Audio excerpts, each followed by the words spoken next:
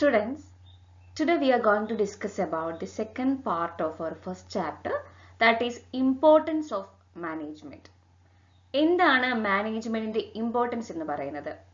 First point, management helps in achieving group goals. അതായത് ഒരു സ്ഥാപനത്തിൽ ഒരുപാട് പേര് വർക്ക് ചെയ്യുന്ന ഒരു സ്ഥാപനത്തിൽ അവർക്കൊരു കോമൺ ആയിട്ടുള്ള ഒരു ഗോൾ ഉണ്ടെന്ന് നമ്മൾ പഠിച്ചല്ലോ. ആ ഗോൾ അച്ചീവ് ചെയ്യാൻ വേണ്ടിയിട്ട് ഈ മാനേജിംഗ് കേപ്പബിലിറ്റീസ് ആണ് നമ്മളെ സഹായിക്കുന്നത്. The task of a manager is to give a common direction to the individual effort in achieving the overall goal. മൊത്തത്തിലുള്ള ഗോൾസ് അച്ചീവ് ചെയ്യാൻ വേണ്ടിയിട്ടായിരിക്കണം ഈ മാനേജേഴ്സ് ഒരു ഡയറക്ഷൻസ് കൊടുക്കേണ്ടത്. അവിടെയുള്ള വ്യക്തികൾക്ക് എന്ത് കൊടുക്കണം? ഡയറക്ഷൻസ് കൊടുക്കണം. അത് മാത്രമല്ല, രണ്ടാമത്തെ പോയിന്റ് ആണ് മാനേജ്മെന്റ് ഇൻക്രീസസ് എഫിഷ്യൻസി. നല്ല ബെറ്റർ പ്ലാനിങ്ങോടുകൂടി ഓർഗനൈസിങ് കപ്പാസിറ്റിയോടുകൂടി വ്യക്തമായിട്ട് ഡയറക്റ്റ് ചെയ്താൽ മാത്രമേ ഒരു കൃത്യമായിട്ടുള്ള കോമൺ ഡയറക്ഷൻസിലേക്ക് ഇത്രയും വ്യക്തികളെ നമുക്ക് ഒരുമിച്ച് കൊണ്ടുപോകാനായിട്ട് സാധിക്കത്തുള്ളൂ. സോ അതാണ് ഇതിന്റെ ഏറ്റവും വലിയ ഇമ്പോർട്ടൻസ് എന്ന് പറയുന്നത്. മാനേജ്മെന്റ് എപ്പോഴും എഫിഷ്യൻസി കൂട്ടും. എഫിഷ്യൻസി എന്ന് പറഞ്ഞാൽ നമ്മൾ ഓൾറെഡി ഡിസ്കസ് ചെയ്തിട്ടുണ്ട്. എന്താണ്? ഈസി ആയിട്ടൊരു ഗോൾ അച്ചീവ് ചെയ്യാൻ പറ്റുക, കറക്റ്റ് ആയിട്ട് ഗോളിലേക്ക് എത്തുക, അതിനെയാണ് നമ്മൾ എഫിഷ്യന്റ് ആയിട്ട് വർക്ക് ചെയ്തു എന്ന് നമ്മൾ പറയുന്നത്. So management increases efficiency means through better planning, organising, directing, staffing and controlling the activities of organisations will be easily achieved. Third point ആണ് management create a dynamic organisation എന്നുള്ളത്. ഡൈനാമിക് അല്ലെങ്കിൽ flexibility എന്നൊക്കെ പറഞ്ഞു കഴിഞ്ഞാൽ ഈസി ആയിട്ടൊരു എൻവയോൺമെന്റിനെ adapt ചെയ്യുക. ഏതെങ്കിലും തരത്തിലുള്ള പ്രോബ്ലംസ് ഒക്കെ ഉണ്ടായി കഴിഞ്ഞു കഴിഞ്ഞാൽ മാനേജ്മെന്റ് എപ്പോഴും ആ വ്യക്തികളെ ആ ഒരു സിറ്റുവേഷനിലേക്ക് അഡാപ്റ്റ് ചെയ്യാനായിട്ട് ഹെൽപ്പ് ചെയ്യും, ആ ചേഞ്ചസ് അഡാപ്റ്റ് ചെയ്യാനായിട്ട്. സോ ഇമ്പോർട്ടൻസ് ഓഫ് മാനേജ്മെന്റ് എന്ന് പറഞ്ഞൊരു ക്വസ്റ്റ്യൻസ് വരാൻ സാധ്യതയുള്ള ഏരിയ ആണ്. നമുക്ക് എന്തൊക്കെ പറയാൻ പറ്റും? മാനേജ്മെന്റ് ഗ്രൂപ്പ് ഗോൾസ് അച്ചീവ് ചെയ്യാനായിട്ട് സഹായിക്കും, മാനേജ്മെന്റ് എഫിഷ്യൻസി നല്ലതുപോലെ കൂട്ടും, മാനേജ്മെന്റ് എപ്പോഴും ഒരു ഡൈനാമിക് ഓർഗനൈസേഷൻ ക്രിയേറ്റ് ചെയ്യാൻ വേണ്ടിയിട്ട് ഹെൽപ്പ് ചെയ്യും. നാലാമത്തെ പോയിന്റ് ആണ് മാനേജ്മെന്റ് ഓരോ വ്യക്തികളുടെയും പേഴ്സണൽ ഒബ്ജക്റ്റീവ്സ് അച്ചീവ് ചെയ്യാനായിട്ട് ഹെൽപ്പ് ചെയ്യും എന്നുള്ളത്. A manager always motivates his team. അയാളാണ് ആ ഒരു ടീമിനെ ലീഡ് ചെയ്യുന്നത്, എപ്പോഴും മോട്ടിവേറ്റ് ചെയ്യുന്നതൊക്കെ അല്ലെ. So helps individuals to develop their spirit. അവർ തമ്മിലുള്ള ഒരു കോപ്പറേഷൻ, അവർ തമ്മിലുള്ള ഒരു കമ്മിറ്റ്മെന്റ്, ഒരു ഗ്രൂപ്പ് സക്സസിലേക്ക് എത്തിക്കാൻ വേണ്ടിയിട്ട് എപ്പോഴും മാനേജ്മെന്റ് ഹെൽപ്പ് ചെയ്തുകൊണ്ടിരിക്കും. ഫിഫ്ത്ത് പോയിന്റ് ആണ് management helps in the development of society. ഒരു കോമൺ സൊസൈറ്റിയിലാണല്ലോ നമ്മളെല്ലാം വർക്ക് ചെയ്യുന്നത്. നമ്മൾ ഓരോ ഇൻഡിവിജ്വൽസും അല്ലെങ്കിൽ ഓരോ കമ്പനീസും ഓരോ ആക്ടിവിറ്റീസും നടക്കുന്നത് സൊസൈറ്റിയിലാണ്. So we should be favourable for them. Social responsibility എപ്പോഴും നമുക്ക് ഉണ്ടായിരിക്കണം. സോ ഈ ഒരു മാനേജ്മെന്റ് ആണ് എപ്പോഴും ശ്രദ്ധിക്കുന്നത് എന്തിന്? Development of organisation only through the development of society. നിങ്ങൾക്ക് എപ്പോഴും ആ ഒരു പോയിന്റ് വരുമ്പോൾ അത് എഴുതാൻ പറ്റും. Development of organisation through the development of society. അവരെപ്പോഴും പുതിയ ടെക്നോളജീസ് അഡാപ്റ്റ് ചെയ്യുമ്പോഴാണെങ്കിലും പുതിയ എന്തെങ്കിലും ട്രൈ ചെയ്യുമ്പോഴാണെങ്കിലും ഒക്കെ അതൊരു സോഷ്യൽ ഡെവലപ്മെന്റിനും കൂടെ ഭാഗമായിട്ടായിരിക്കണം ചെയ്യേണ്ടത്. സോ നമ്മളിപ്പോൾ ഒരു ജനറലി നമുക്ക് പറയാനാണെങ്കിൽ ഗ്രൂപ്പ് ഗോൾസ് അച്ചീവ് ചെയ്യാനായിട്ട് മാനേജ്മെന്റ് ഹെൽപ്പ് ചെയ്യും, എഫിഷ്യൻസി കൂട്ടും, അതേപോലെ തന്നെ പേഴ്സണൽ ഒബ്ജക്റ്റീവ്സ് അച്ചീവ് ചെയ്യാനായിട്ട് ഹെൽപ്പ് ചെയ്യും, സോഷ്യൽ റെസ്പോൺസിബിലിറ്റി ഇൻക്രീസ് ചെയ്യാനായിട്ട്, അല്ലെങ്കിൽ ഒരു ഡെവലപ്മെന്റ് ഓഫ് സൊസൈറ്റി അത് ഹെൽപ്പ് ചെയ്യുന്നതും ആരാണ്? ഈ മാനേജ്മെന്റ് ആണ്. സോ ഇമ്പോർട്ടൻസ് ഓഫ് മാനേജ്മെന്റ് ചോദിക്കുമ്പോൾ നിങ്ങൾക്ക് ഈ പോയിന്റ്സ് ഒക്കെ എലാബറേറ്റ് ചെയ്ത് എഴുതാനായിട്ട് പറ്റും. നിങ്ങളിത് ഡീറ്റെയിൽഡ് ആയിട്ട് കാണാതെ പഠിക്കേണ്ട ആവശ്യമില്ല. ആക്ച്വലി എന്താ ചെയ്യേണ്ടത്? ശരിക്കും ഈ പോയിന്റ്സ് ഒക്കെ ഓർത്ത് വെക്കുക, മനസ്സിലാക്കി വെക്കുക, എങ്കിൽ തന്നെ എഴുതാൻ വളരെയധികം എളുപ്പമായിരിക്കും. സെക്കൻഡ് ഏരിയയിലേക്ക് വരികയാണെങ്കിൽ മാനേജ്മെന്റിന്റെ നേച്ചർ ആണ്. നേച്ചർ എന്ന് പറഞ്ഞൊരു ക്വസ്റ്റ്യൻ വരുമ്പോൾ അവിടെ കുറച്ചുകൂടി ജനറിക് ആയിട്ടാണ് എഴുതേണ്ടത്. അതായത് ഈ മാനേജ് ചെയ്യുക എന്ന് പറയുന്ന ഒരു ആക്ടിവിറ്റി പണ്ട് മുതലേ ഉള്ള ഒരു ആക്ടിവിറ്റിയാണ്. ഇപ്പൊ നമ്മൾ മാനേജ്മെന്റ് എന്ന് പറയുന്നൊരു ടേം ഒക്കെ ചിലപ്പോൾ ഒരു മോഡേൺ ആയിട്ട് ഉണ്ടായി വന്നതായിരിക്കും, അല്ലെങ്കിൽ റീസെന്റ് ഡെവലപ്പ് ആയതായിരിക്കും. പക്ഷേ ഇതൊരു വളരെ നേരത്തെ മുതലേ ആളുകളിൽ ഉണ്ടായിരുന്ന ഒരു കേപ്പബിലിറ്റിയാണ് മാനേജിങ് കേപ്പബിലിറ്റി. അവരത് ചെയ്ത് വന്നാണ് അതൊരു ഓർഗനൈസ്ഡ് ആക്ടിവിറ്റി ആയിട്ട് സിവിലൈസ്ഡ് ആയിട്ട് വന്നത്. ചെയ്ത് വന്നപ്പോൾ എല്ലാ കാര്യങ്ങളും അങ്ങനെ തന്നെ മനുഷ്യൻ തന്നെ ഓരോ രീതിയിൽ പരിണമിക്കപ്പെട്ട് വന്നതാണല്ലോ. സോ അതേപോലെ തന്നെയാണ് മാനേജ്മെന്റിന്റെ നേച്ചർ എന്ന് പറയുന്നത്. അപ്പൊ നിങ്ങൾക്ക് തുടക്കത്തിൽ എന്ത് എഴുതാൻ പറ്റും? മാനേജ്മെന്റ് എന്ന് പറയുന്ന ഒരു ഓൾഡ് സിവിലൈസേഷൻ ആണ്. പണ്ട് സിവിലൈസേഷന്റെ ആ കാലം തൊട്ടേ ഉള്ളതാണ്. അന്ന് തൊട്ടേ ഈ ഒരു കാര്യങ്ങൾ നടക്കുന്നുണ്ട്. പക്ഷെ അതൊരു ഓർഗനൈസ്ഡ് ആക്ടിവിറ്റി ആയിട്ട് വന്നത് റീസെന്റ് ആയിട്ടുള്ള മോഡേൺ പേരിലൊക്കെ അറിയപ്പെടുന്ന റീസെന്റ് ആയിട്ടാണെന്നുള്ളത് മാത്രം. അപ്പൊ development of a trade and commerce gradually led to the development of management principles and practices. അതായത് വ്യാപാര കൊമേഴ്ഷ്യൽ ആയിട്ടുള്ള ആക്ടിവിറ്റീസ്, വാണിജ്യ വ്യാപാര ആക്ടിവിറ്റീസ് ഒക്കെ കൂടി വന്നപ്പോഴാണ് ഈ മാനേജ് ചെയ്യുക അല്ലെങ്കിൽ അതിന്റെ പ്രിൻസിപ്പിൾസ്, അതിന്റെ തിയറീസ്, ഇതിന്റെയൊക്കെ ഇമ്പോർട്ടൻസ് കൂടി വന്നത്. So development of trade and commerce gradually led to the development of these kind of managing principles and theories and all. അത് മാത്രമല്ല, ഈ ഒരു പീരീഡ് ഓഫ് ടൈമിൽ ഈ ഒരു മാനേജ്മെന്റ് എന്ന് പറയുന്ന ഏരിയ ഒരു വലിയ സബ്ജക്റ്റ് ആയിട്ട് മാറിയിട്ടുണ്ട്. അതിൻ്റെതായിട്ടുള്ള സ്പെഷ്യൽ ഫീച്ചേഴ്സ് നമ്മൾ ഓൾറെഡി ഡിസ്കസ് ചെയ്യുന്നത് എന്താണ്? ആ ഒരു ടേമിന്റെ ഇമ്പോർട്ടൻസ്, നേച്ചർ, ഫീച്ചേഴ്സ്, ക്യാരക്ടറിസ്റ്റിക്സ്, അതിന്റെ ഫങ്ഷൻസ് ഒക്കെയാണ് നമ്മൾ ഈ ചാപ്റ്ററിൽ ഡിസ്കസ് ചെയ്യുന്നത്. അപ്പൊ തന്നെ നിങ്ങൾക്ക് അറിയാലോ ഇതൊരു പഠന വിഷയമായിട്ട് മാറുന്ന ഒരു സിറ്റുവേഷനിലേക്ക് വന്നിട്ടുണ്ട്. സോ ഒരു നേച്ചർ, മാനേജ്മെന്റിന്റെ നേച്ചറിനെ കുറിച്ച് ചോദിക്കും, നിങ്ങൾക്ക് അത് ജനറിക് ആയിട്ട് എഴുതാൻ പറ്റും. പണ്ട് മുതലേ ഈ ഒരു മാനേജ് ചെയ്യാന്ന് പറയുന്നൊരു ആക്ടിവിറ്റി ഇവിടെ നടക്കുന്നതാണ്. അത് മാത്രമല്ല റീസെന്റ് ആയിട്ട് അതിനെ മോഡേണൈസ് ചെയ്ത് അല്ലെങ്കിൽ അതിന്റെ കുറച്ചുകൂടെ ഓർഗനൈസ്ഡ് ആയിട്ട് അത് വന്നു. ഇത് വരാനുള്ള മെയിൻ റീസൺ എന്താണ്? ട്രേഡുകൾ ഭയങ്കരമായിട്ട് കൂടി, അല്ലെങ്കിൽ കൊമേഴ്ഷ്യൽ ആക്ടിവിറ്റീസ് ഭയങ്കരമായിട്ട് കൂടി. Over A period of time ഇതൊരു ഡൈനാമിക് സബ്ജക്റ്റ് ആയിട്ട് മാറി തുടങ്ങി. സോ അതാണ് മെയിൻ ആയിട്ടും ഇവിടെ നേച്ചർ ഓഫ് മാനേജ്മെന്റിൽ നമ്മൾ പറയുന്നത്. ദെൻ നമുക്ക് നോക്കാം, മാനേജ്മെന്റ് എന്ന് പറയുന്നത് ഒരു ആർട്ടാണ് എന്ന് പറയുന്നു. അപ്പം നമുക്കറിയാം മാനേജ്മെന്റ് എന്ന് പറയുന്നത് എങ്ങനെയൊക്കെ നമ്മൾ ആർട്ടാണെന്ന് പറയും, മാനേജ്മെന്റ് ഒരു സയൻസ് ഏരിയ എന്നുള്ളതാണെന്ന് പറയും, പ്രൊഫഷൻ ആണെന്ന് പറയും. സോ ഇത് മൂന്നിന്റെയും ഫീച്ചേഴ്സ് നമ്മൾ പഠിച്ചു വെക്കണം. ഇത് മൂന്നും കൂടെയുള്ള ജനറിക് ആയിട്ടൊരു ക്വസ്റ്റ്യൻ നിങ്ങൾക്ക് ചിലപ്പോൾ ചോദിക്കാം. ഓരോന്ന് എടുത്ത് വേണമെങ്കിലും ചോദിക്കാം. Management as an art, management as a science, management as a profession. So ഇതൊക്കെ പറയുമ്പോൾ നിങ്ങൾ മാനേജ്മെന്റ് ആസ് എൻ ആർട്ട്, അപ്പൊ ആർട്ടിന്റെ ഫീച്ചേഴ്സ് എന്തൊക്കെയാ? അതൊക്കെ മാനേജ്മെന്റിൽ വരും. അത്രേ ഉള്ളൂ. അത് ആലോചിച്ച് കഴിഞ്ഞാൽ നമുക്ക് ഉത്തരം എഴുതാൻ പറ്റും. ആർട്ട് എന്താണ്? ഒരു സ്കിൽഫുൾ ആക്ടിവിറ്റിയാണ് അല്ലേ? നമുക്ക് ഉള്ള ഒരു സ്കില്ല് അല്ലെങ്കിൽ നമുക്കുള്ള ഒരു എക്സിസ്റ്റിംഗ് നോളജ് ഉപയോഗിച്ച് നമ്മളൊരു പർട്ടിക്കുലർ കാര്യം അച്ചീവ് ചെയ്യാൻ പറ്റുന്നു. ഫോർ എക്സാമ്പിൾ എനിക്ക് സിംഗിങ് സ്കിൽസ് ഉണ്ടെങ്കിൽ ഞാൻ ആ സ്കിൽ ഉപയോഗിച്ച് ഒരു പാട്ട് പഠിച്ച് അത് പാടി അത് വർക്ക്ഔട്ട് ചെയ്യുന്നു അല്ലേ? അപ്പോൾ ആളുകൾ അത് കേട്ട് എന്റർടൈൻഡ് ആവുന്നു. എനിക്ക് ഒരു ചിത്രം വരയ്ക്കാനുള്ള കഴിവുണ്ടെങ്കിൽ ആ സ്കില്ല് ഞാൻ ഉപയോഗിച്ച് അത് അപ്ലൈ ചെയ്ത് എന്ത് ചെയ്യുന്നു? ഒരു ആക്ടിവിറ്റി ആയിട്ട് അത് പുറത്തോട്ട് വരുന്നു. സോ ഇങ്ങനെയുള്ള ഒരു ആർട്ട് ഡെവലപ്പ് ചെയ്ത് വരിക നമുക്ക് ഓൾറെഡി നമ്മുടെ ഇൻബോൺ ആയിട്ട് നമുക്ക് വരാം. അത് മാത്രമല്ല നമുക്ക് ഒബ്സർവേഷൻസ്, എക്സ്പീരിയൻസ്, നമുക്ക് പഠിക്കാനായിട്ട് പറ്റുന്ന ഒരു കാര്യമാണ് ആർട്ട് എന്ന് പറയുന്നത്. സോ അത് നമുക്ക് ഒരു ഇങ്ങനത്തെ ക്വസ്റ്റ്യൻ ചോദിക്കുമ്പോൾ ഫസ്റ്റ് ഓഫ് ഓൾ നിങ്ങൾക്ക് എന്ത് ചെയ്യാൻ പറ്റും? തുടക്കത്തിൽ ഒരു ആർട്ടിനെ കുറിച്ചൊരു ഇൻട്രഡക്ഷൻ എഴുതുക. Then you can go to the features of art.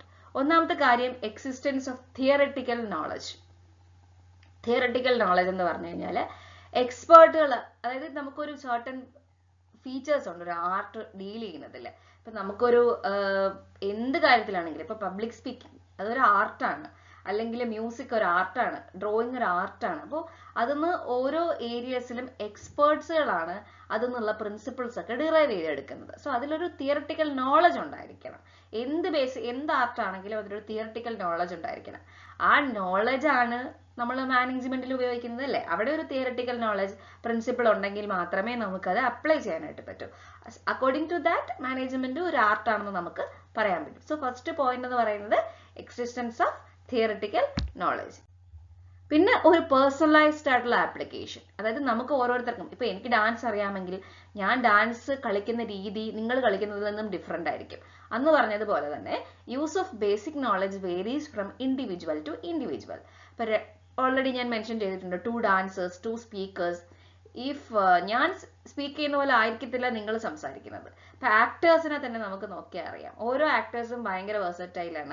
അവരുടേതായിട്ടുള്ള ഡിഫറെന്റ് ആയിട്ടുള്ള മോഡിലാണ് ആക്ട് ചെയ്യുന്നത്. എന്ന് പറഞ്ഞതുപോലെയാണ് ഈ ഒരു മാനേജിങ് കേപ്പബിലിറ്റി അല്ലെങ്കിൽ മാനേജ്മെന്റ് കപ്പാസിറ്റിയുടെ കാര്യത്തിലും ഓരോ ഇൻഡിവിജ്വൽസും ഡിഫറെന്റ് ആയിരിക്കും. ഒരു വ്യക്തിയിൽ നിന്നും മറ്റൊരു വ്യക്തി ഡിഫറെന്റ് ആയിട്ടായിരിക്കും അപ്ലൈ ചെയ്യപ്പെടുന്നത്. So according to that theoretical knowledge ഉണ്ടായിരിക്കണം, ഒരു പേഴ്സണലൈസ്ഡ് ആപ്ലിക്കേഷൻ ആയിരിക്കണം ആസ് എൻ ആർട്ട് എന്ന് പറയുന്ന management. Then based on practice and creativity.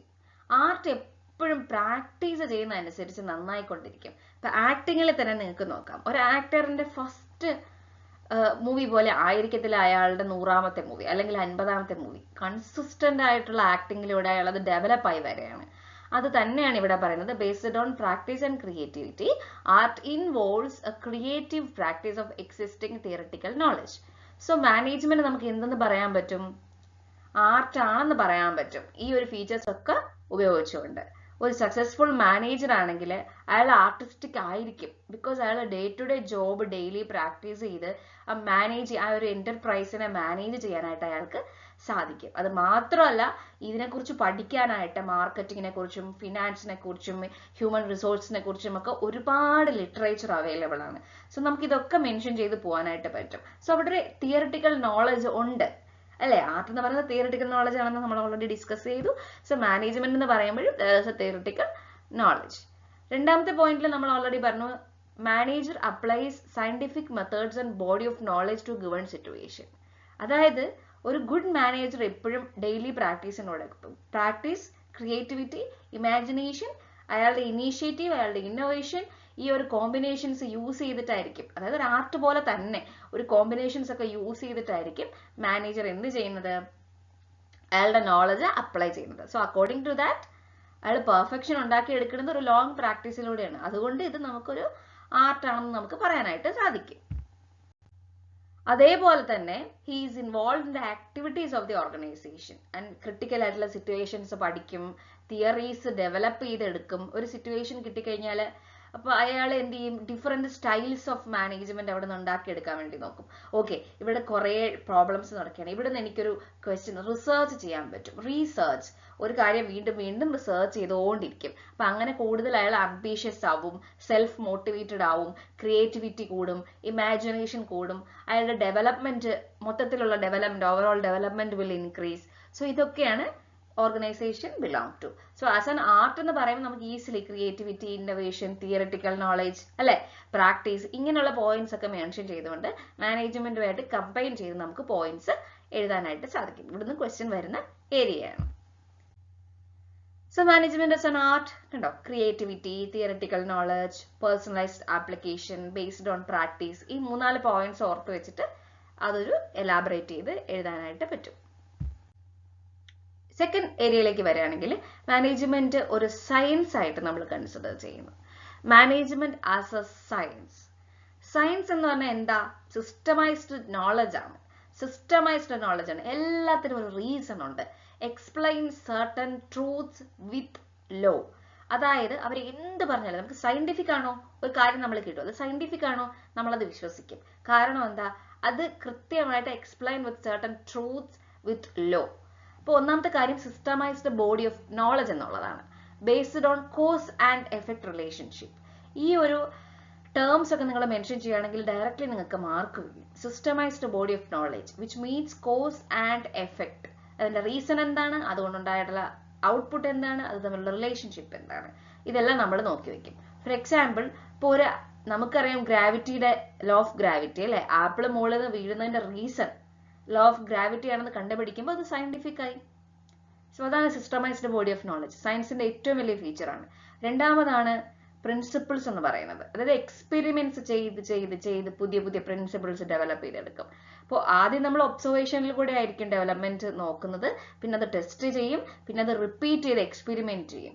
അങ്ങനെ ഡിഫറെന്റ് ആയിട്ടുള്ള കണ്ടീഷൻസ് വെച്ചിട്ട് നമ്മൾ എക്സ്പെരിമെന്റ് ചെയ്താണ് നമ്മൾ എന്ത് ചെയ്യുന്നത്? പ്രിൻസിപ്പിൾസ് ഡെവലപ്പ് ചെയ്തെടുക്കുന്നത്. അങ്ങനെ തന്നെ നിങ്ങൾക്ക് ഒരുപാട് പ്രിൻസിപ്പിൾസ് മാനേജ്മെന്റ് ഏരിയയിൽ നിങ്ങൾക്ക് പഠിക്കാനുണ്ട്. So according to that management is also a scientific thing. Then ഒരു യൂണിവേഴ്സൽ വാലിഡിറ്റി ഉണ്ട്. ഈ വേൾഡില് ഇത് സയന്റിഫിക് ആണ് എന്ന് പറഞ്ഞു കഴിഞ്ഞാൽ മൊത്തത്തിൽ ഒരു അക്സെപ്റ്റൻസ് കിട്ടും. Scientific principles have a universal validity and application universal validity ഉണ്ട്.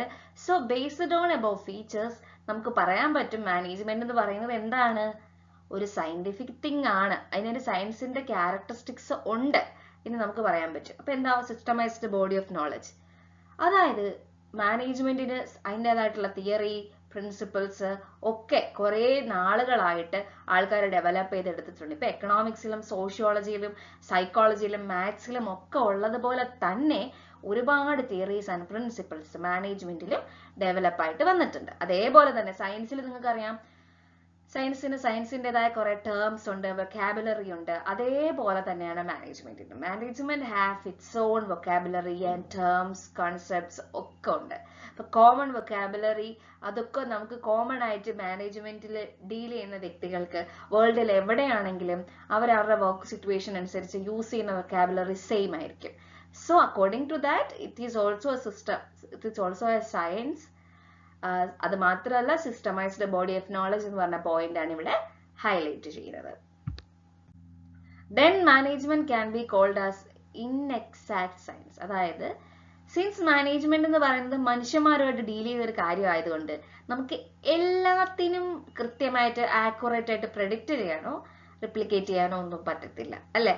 പക്ഷെ സയൻസിൽ നമുക്ക് 100% നമുക്ക് കൃത്യമായിട്ട് പ്രെഡിക്റ്റ് ചെയ്യാനായിട്ട് പറ്റും.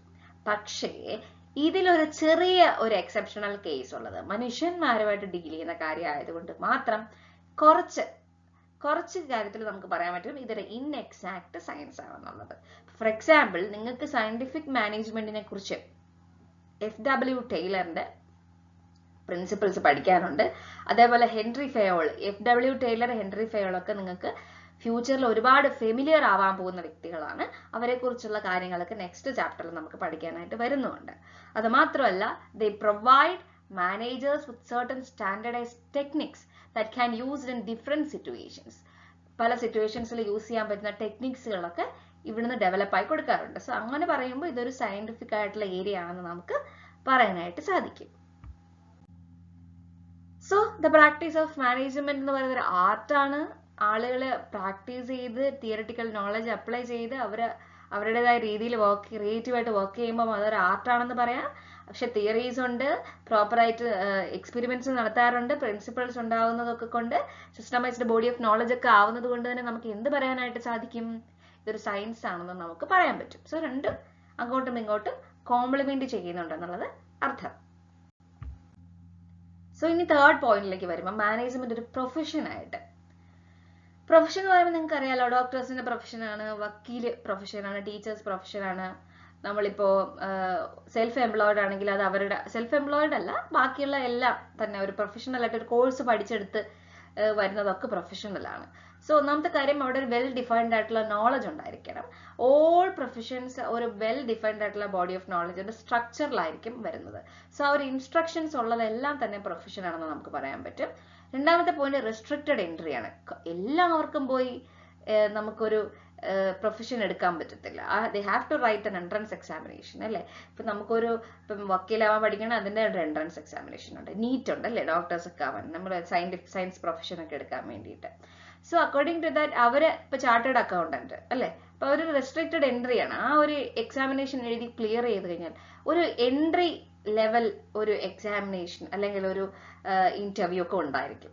സോ അതാണ് രണ്ടാമത്തെ പോയിന്റ് പറയുന്നത്. മൂന്നാമത് ഒരു അസോസിയേഷൻ ഉണ്ടായിരിക്കും. പ്രൊഫഷണൽസിന് എപ്പോഴും all professionals are affiliated to their professional association. അവരുടെ എൻട്രി, അവരുടെ ആര് സർട്ടിഫിക്കറ്റ് കൊടുക്കണം, ഇതൊക്കെ ഗ്രാൻഡ് ചെയ്യുന്ന കുറെ ഒരു അസോസിയേഷൻസും അവിടെ ഉണ്ടായിരിക്കും. So professional association is also there. So management as a profession എന്ന് പറയുമ്പോഴത്തേക്ക് വെൽ ഡിഫൈൻഡ് ആയിട്ടുള്ള നോളജ് ഉണ്ട്, റെസ്ട്രിക്റ്റഡ് എൻട്രി ആണ്, പ്രൊഫഷണൽ അസോസിയേഷൻ ഉണ്ട്. അതേപോലെ തന്നെ അവിടെ ഒരു എത്തിക്കൽ കോഡ് ഓഫ് കണ്ടക്ട് ഉണ്ടായിരിക്കും. അവിടെ ഇപ്പൊ ഒരു ഫോർ എക്സാമ്പിൾ ലോയിലാണെങ്കിൽ അവർക്ക് ഒരു യൂണിഫോം ഉണ്ട്, അവർ ഫോളോ ചെയ്യേണ്ട ഒരു ഗൈഡ് ഉണ്ടായിരിക്കും. അതേപോലെ തന്നെ ഡോക്ടേഴ്സിനാണെങ്കിൽ അവർ പ്രാക്ടീസ് ചെയ്യേണ്ട ഒരു ഓത്തൊക്കെ എടുത്ത് അല്ലെങ്കിൽ അവർ അവരുടേതായിട്ടുള്ള ഒരു പ്രസ്താവനയൊക്കെ ചെയ്തായിരിക്കും ഈ ഒരു പ്രാക്ടീസിലേക്ക് വരുന്നത്. സോ അത് ഒരു എത്തിക്കൽ കോഡ് ഓഫ് കണ്ടക്ട് അവിടെ ഉണ്ടാവും. അത് മാത്രമല്ല service motive, basic motive of A profession എന്ന് പറയുന്നത് സർവീസ് കൊടുക്കുക. ഇപ്പം ഡോക്ടേഴ്സ് ആണെങ്കിൽ പേഷ്യൻസിന് സർവീസ് കൊടുക്കുക, കറക്റ്റ് ആയിട്ട് കമ്മിറ്റഡ് സർവീസ് ഡെഡിക്കേറ്റ് ചെയ്ത് കൊടുക്കുക, അല്ലെങ്കിൽ ബേസിക് ആയിട്ട് അങ്ങനെയുള്ള കാര്യങ്ങൾ പ്രൊവൈഡ് ചെയ്യുക എന്നുള്ളത്. So that is A service motive.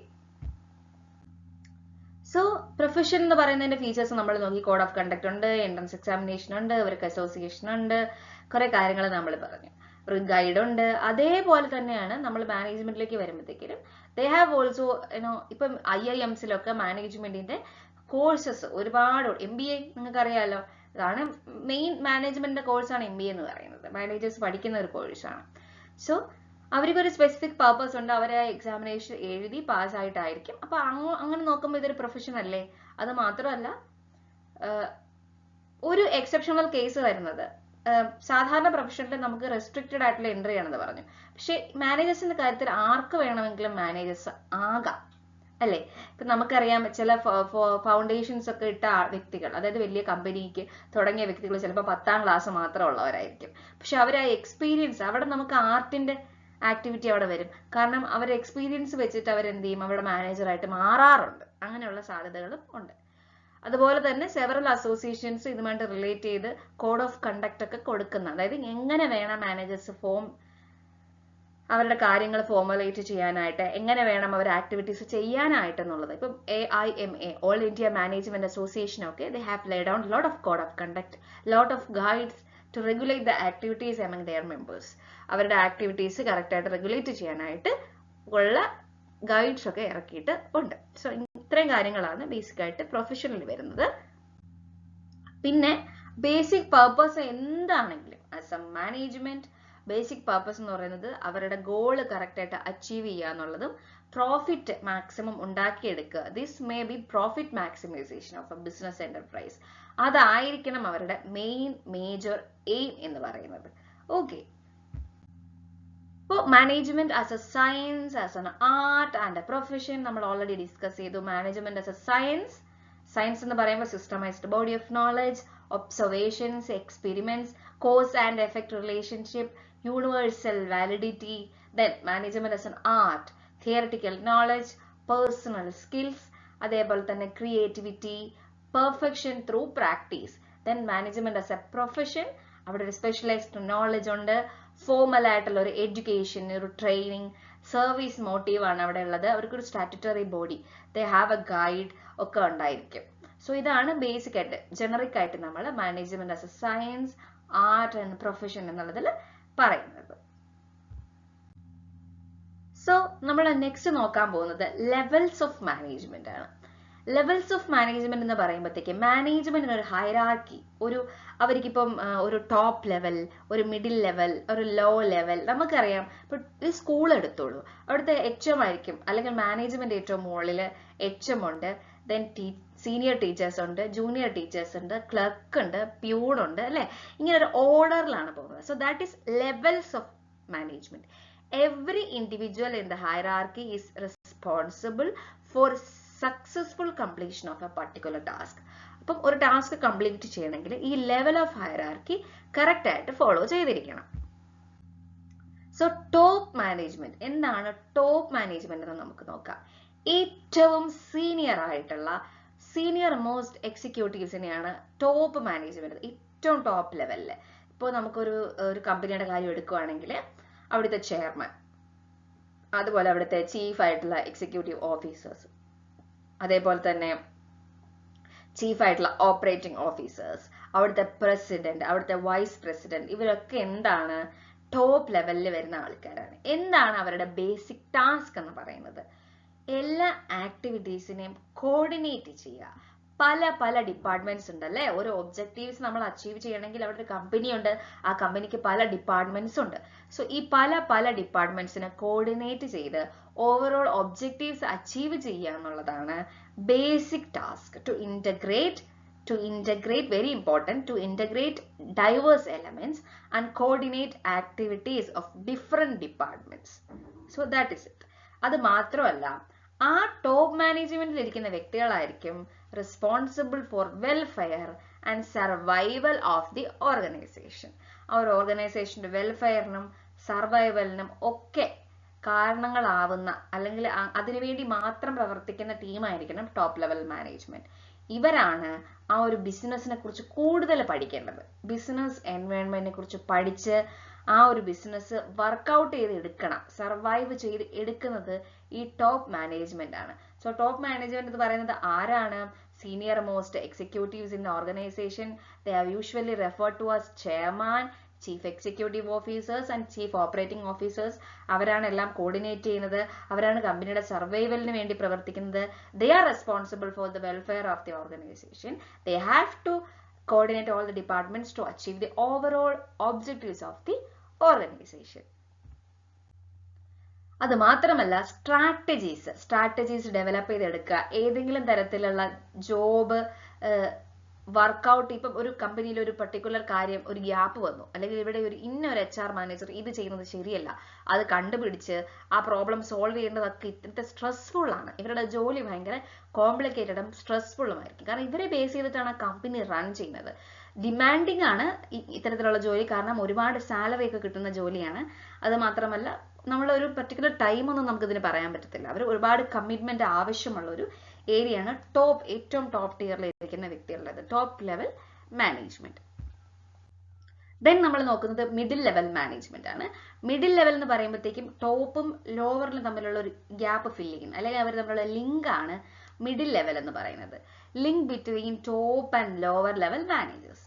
ഇവരെന്ന് പറയുന്നത് ടോപ്പ് ആൾക്കാരുടെ സബോർഡിനേറ്റ് ആയിട്ട് വരും, പക്ഷെ താഴെ ഇരിക്കുന്ന ഫസ്റ്റ് ലൈൻ ആയിട്ടുള്ള മാനേജേഴ്സിന്റെ സുപ്പീരിയർ ആയിട്ട് വരികയും ചെയ്യും. യൂഷ്വലി അവർ ഡിവിഷൻ ഹെഡുകൾ എന്നാണ് അറിയപ്പെടുന്നത്. എന്താ അവരുടെ റെസ്പോൺസിബിലിറ്റി എന്ന് പറയുന്നത്? അവർ കറക്റ്റ് ആയിട്ട് ടോപ്പ് ലെവൽ മാനേജ്മെന്റ് അസൈൻ ചെയ്ത് കൊടുത്ത കാര്യങ്ങൾക്ക് റെസ്പോൺസിബിൾ ആയിട്ടുള്ളത് ഈ മിഡിൽ ലെവലിൽ ഇരിക്കുന്ന വ്യക്തികളാണ്.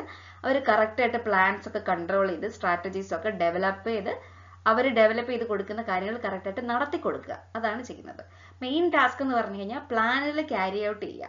ടോപ്പ് ലെവൽ മാനേജേഴ്സ് അസൈൻ ചെയ്ത് തരുന്ന പ്ലാൻസ് കറക്റ്റ് ആയിട്ട് ക്യാരി ഔട്ട് ചെയ്യുക എന്നുള്ളതാണ് മെയിൻ ടാസ്ക് എന്ന് പറയുന്നത്. Their main task is to carry out the plans formulated by the top managers. They need to interpret the policies. Top management frame ചെയ്ത് വെച്ചിരിക്കുന്ന policies വിശദീകരിച്ച് കൊടുക്കുക. കറക്റ്റ് ആയിട്ട് ഏത് ഡിപ്പാർട്ട്മെന്റ് ഏത് വ്യക്തികളാണ് അത് ചെയ്യേണ്ടതെന്ന് പറയുക. ഡ്യൂട്ടീസും റെസ്പോൺസിബിലിറ്റീസും കറക്റ്റ് ആയിട്ട് അസൈൻ ചെയ്ത് കൊടുക്കുക. മോട്ടിവേറ്റ് ചെയ്യുക, നല്ല ഒബ്ജക്റ്റീവ്സ് ഒക്കെ കൊടുത്ത് മോട്ടിവേറ്റ് ചെയ്തെടുക്കുക. എല്ലാ ഡിപ്പാർട്ട്മെന്റ്സിന്റെയും സ്മൂത്ത് ഫംഗ്ഷനിങ്ങിലായിട്ട് പ്രവർത്തിക്കുക. ഇത്രയും കാര്യങ്ങളാണ് മിഡിൽ ലെവൽ മാനേജ്മെന്റ് ചെയ്യുന്നത്.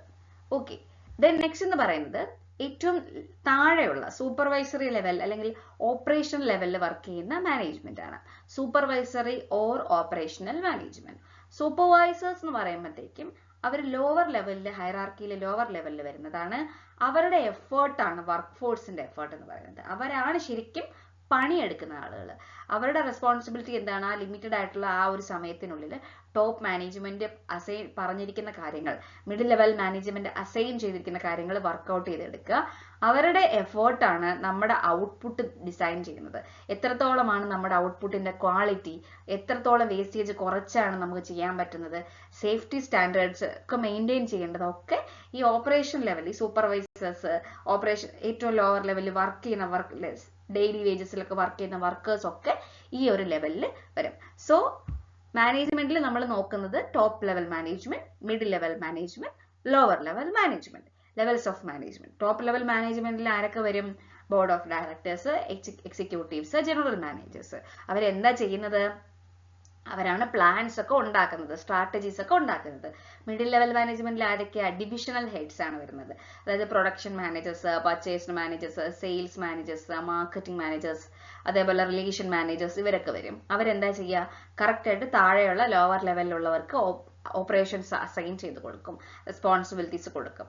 അപ്പം ഈ ലോവർ ലെവൽ മാനേജ്മെന്റിലുള്ളവര് അവര് എന്ത് ചെയ്യുക? ഫോർമാൻസ്, സൂപ്പർവൈസേഴ്സ്, അവിടെയുള്ള ആളുകളൊക്കെ എന്ത് ചെയ്യും? ഇത് വർക്ക് ചെയ്യും, ആൾക്കാരെ കൊണ്ട് വർക്ക് ചെയ്യിപ്പിക്കുകയും ആ വർക്ക് ചെയ്യുകയും ഒക്കെ ചെയ്യുന്ന നമ്മുടെ ക്വാളിറ്റി ഓഫ് ഔട്ട്പുട്ട് ഒക്കെ ശരിക്കും നടക്കുന്നത് ലോവർ ലെവലിലാണ്. അവരെങ്ങനെ വർക്ക് ചെയ്യുന്നു അതിനനുസരിച്ചിരിക്കും കമ്പനിയുടെ ടോട്ടൽ ഗ്രോത്ത് എന്ന് പറയുന്നത്. So that is the topic, levels of management.